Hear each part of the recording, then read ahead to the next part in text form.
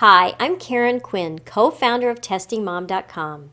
Is your child going to take the Wechsler Preschool and Primary Scale of Intelligence test? If so, you might also have heard it referred to as the WPPSI-III, or if it's the newer version of the test, the WPPSI-IV, or if you live in New York City, you might have heard it referred to as the ERB. In New York City, that's what people call it because the Educational Records Bureau administers the test.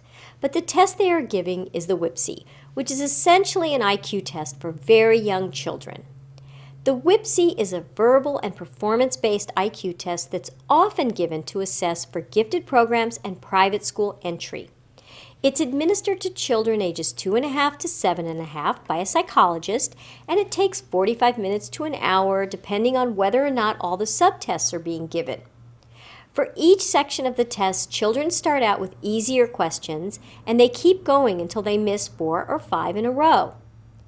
For many years, we've been working with the WPPSI-III, but in the fall of 2012, the WPPSI-IV is being introduced. The tests are quite similar, however, 2 new working memory subtests have been added to the WPPSI-IV. Bug search and animal coding are now going to replace the WPPSI symbol search and coding sections. They've also added a cancellation supplemental subtest, which is similar to a subtest that's on the WISC.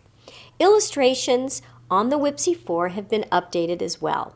And now, processing speed measures will rely less on fine motor skills because children are working with a bingo dauber instead of a pencil to mark their answers.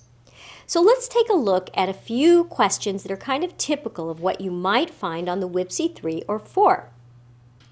Here is a matrix or visual analogy question, which is one of the most common types of questions found on any IQ test.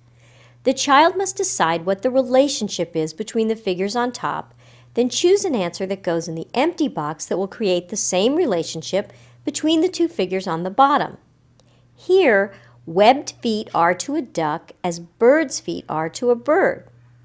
In this picture concept question, the child sees 2 or 3 pictures in 2 rows. He must choose one picture from each row that goes together. In this case, the key and the lock go together. With a picture completion subtest, the child is shown a picture of something with a critical part missing. She must identify what is missing. In this example, there is no screw to hold the scissors together.